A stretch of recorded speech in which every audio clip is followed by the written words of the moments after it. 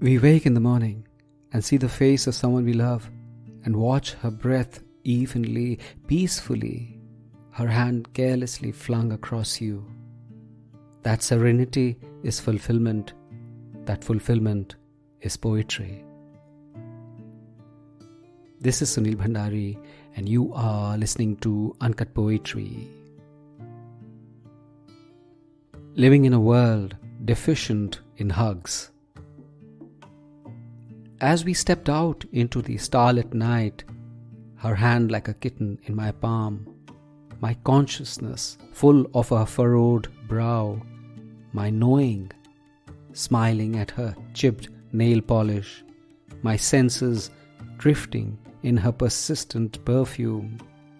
She said, "Maybe, just maybe, there's someone angry with the world, unfettered, harming himself with his thoughts, ranting as stream of consciousness, planning to rupture all that's a gift, mistaking apathy for non-giving, meshing sadness into what's a mistake. Not because he's not loved, but no one told him he is." And I said, "Everybody is not you."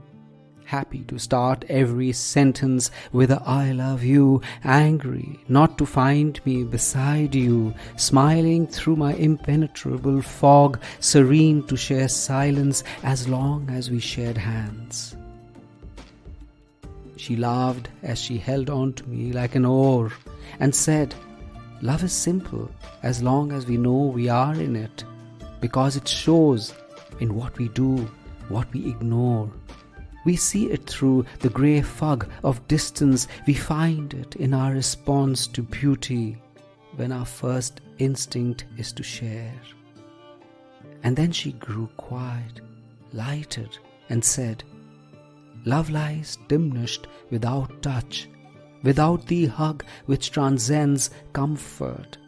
For an embrace is a universe where stars rest, where truths lie waiting as they urge, 'Leave the wilderness, this is where you belong.'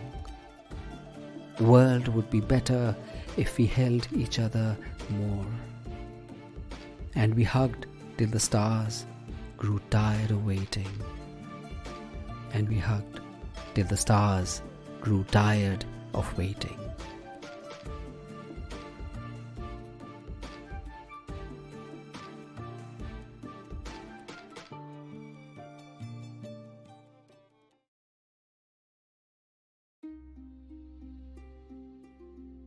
There was an incredible experiment done years back where children were put into two batches. One where they were out in the care of nurses who cuddled and hugged and caressed them regularly. And in the other batch, none of the nurses cuddled the infants. They were efficient but cold, caretakers, not caregivers. And they tracked the children as they grew. The results were startling to say the least. The former children grew up to be emotionally stable and balanced kids, and the other batch had children who didn't fit and often turned out to be disruptive and rowdy. The truth of the experiment has not diminished, and its truth has been revealed time and again to not be restricted to infants only. If nothing else, its importance has increased manifold in today's manic world, where nobody has time for anybody. And in our rush for deadlines and accomplishments, we forget that our souls require nourishment, which is often found in such humdrum things as companionship and embrace, attention and listening. Small physicalities like a hug, a caress, a kiss often do more to well-being than any medicine can. Seers of all ages have mulled over questions of life and purpose, and time and again have come to the conclusion that all that we achieve is often of no meaning if our lives is bereft of human connection. Because rewards lose their glamour, we as people lie diminished if we are not able to externalize the ecstasy inside us. just as grief lies reduced when spoken about, joy multiplies on sharing. And in that small homily lies the kernel of the final fulfillment a person can seek or get.